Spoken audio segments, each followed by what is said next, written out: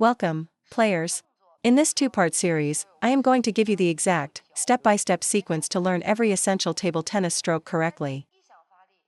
Let's start with the first one, the forehand drive.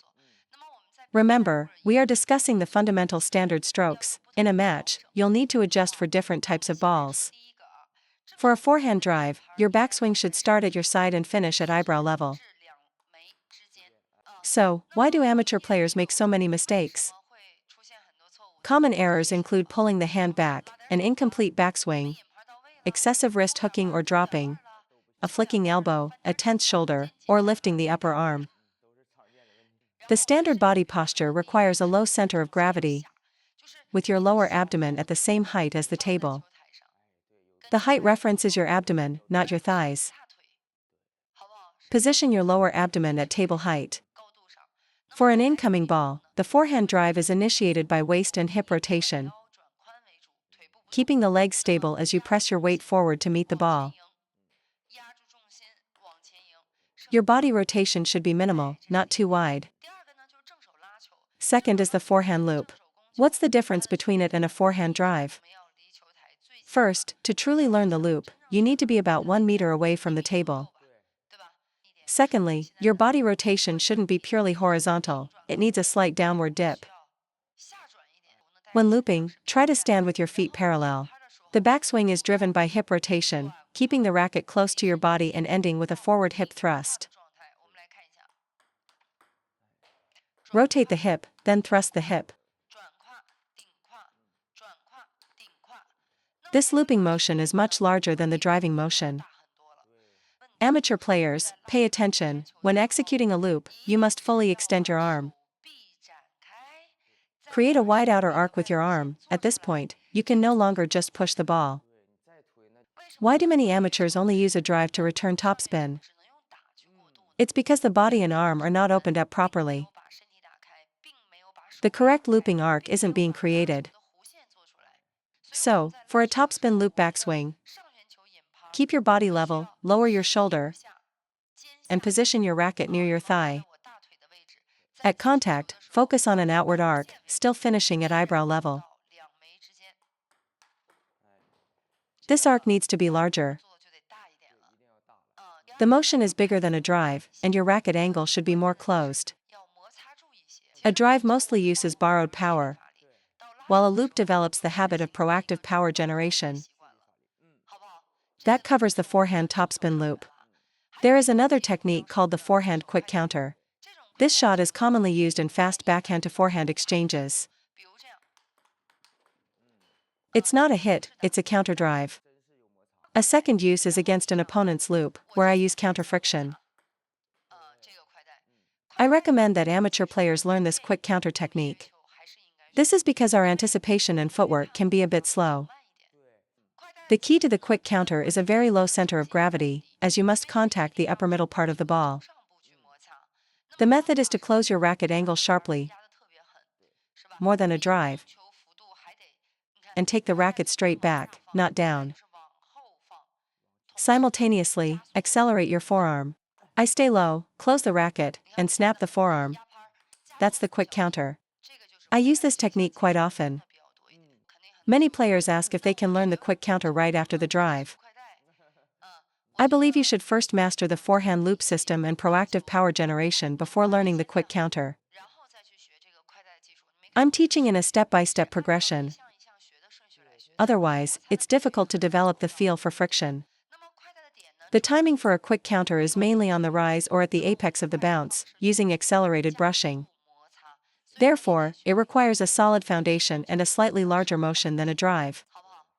Next up is the backhand drive.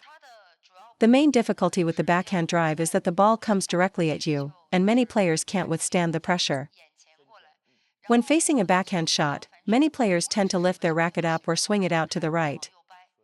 When your opponent applies power, your instinct is to lift. You must overcome this instinct and drive forward boldly. The key to the backhand drive is to stand on the left side of the table. There are two things to note. First, stance is crucial. Many players stand in the middle for their backhand. You must stand closer to the sideline. Align your left shoulder with the diagonal of the table. I suggest beginners avoid a parallel stance for the backhand. A parallel stance makes it too easy to swing wide. Beginners should start with the left shoulder forward and right shoulder back, a slightly angled stance, to lock in the stroke path. Second, the backhand drive backswing starts at navel height, not too low. From navel height, drive forward about 70% of the way, then externally rotate your forearm. A key point for the backhand drive is to keep your wrist firm, generating power mainly from the upper arm and forearm moving forward.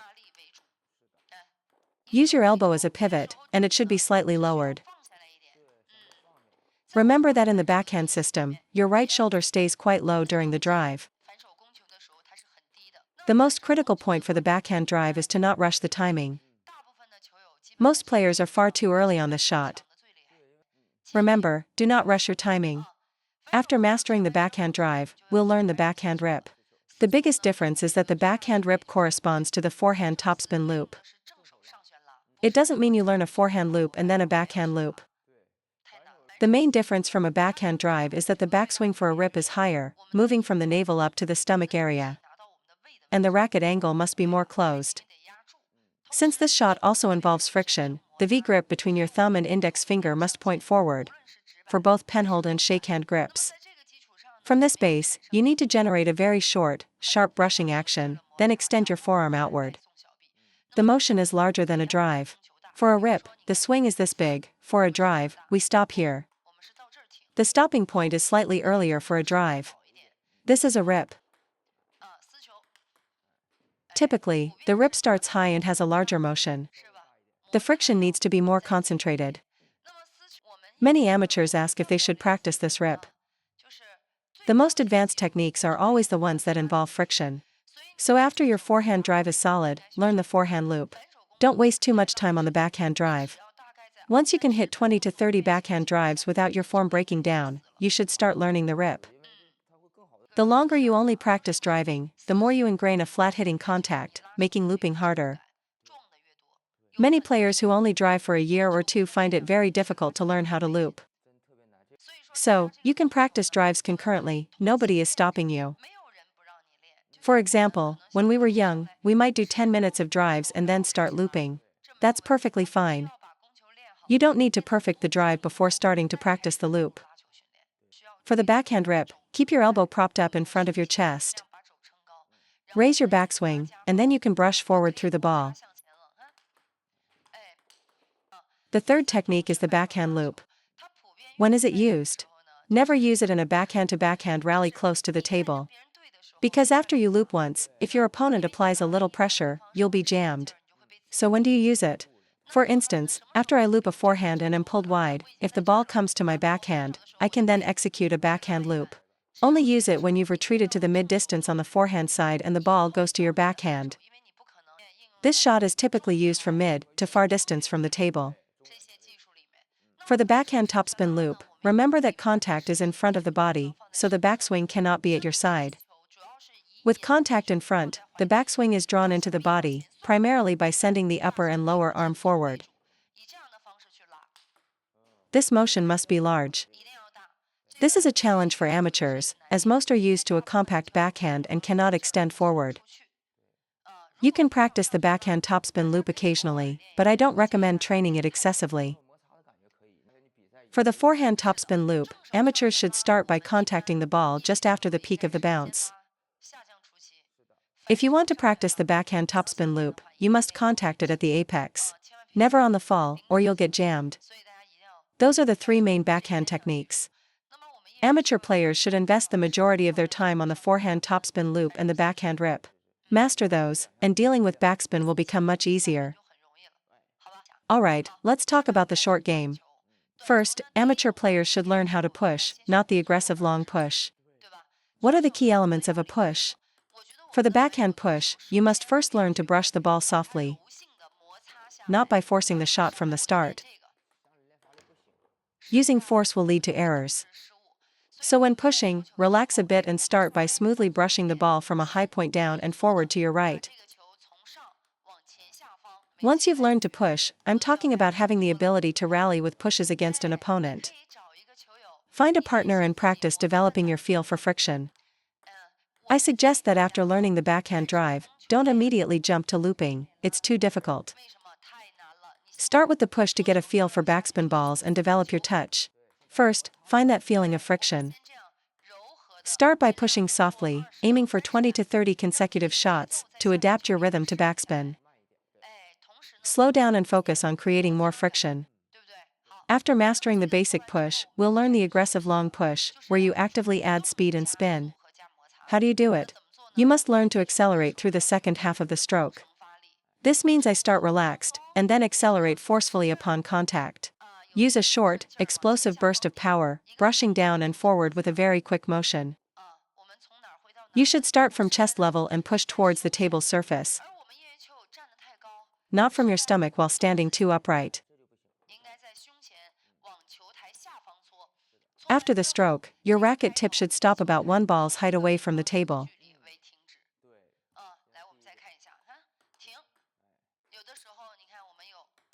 It's okay to hit the table sometimes. Don't develop a fear of hitting the table, which leads to a high or forward motion. Don't be afraid.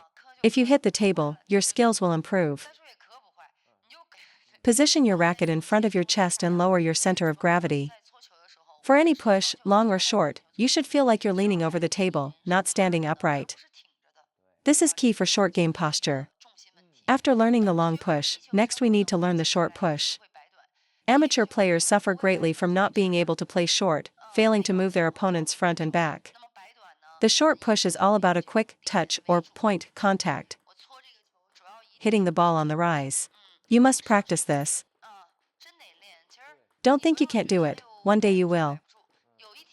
Moreover, the short push is excellent for developing that explosive touch and soft feel. Once your short push is reliable, you can use it effectively in matches. As for advanced pushes like the side spin push, they require a solid foundation. For now, mastering these first three skills is enough. Now for the forehand side, the principles are the same as the backhand. Initially, we practice a soft, controlled push. However, you should not practice rallying with forehand pushes, as it can become a bad habit. This will make it difficult to initiate your attack. First, just focus on consistently controlling the ball with a smooth push. Then, learn to feel active acceleration. This isn't about a bigger swing, but about accelerating at the moment of contact. This acceleration comes mainly from your fingers and wrist. Then, we practice the short push. All aggressive long pushes must be done at the apex of the bounce. If the ball is dropping, don't try to push it long. All short pushes must be done on the rise. If the ball has reached its peak, don't try to play it short. Otherwise, you are likely to pop the ball up high or make an error. For the forehand push and all over the table techniques, you must sink your shoulder and elbow, and keep your hand high. You need to form a small V shape between your forearm and upper arm. This is very important. After creating this V shape, sending your forearm down and through the ball creates the push. If you start with a flat angle, you'll just guide the ball, resulting in a high return.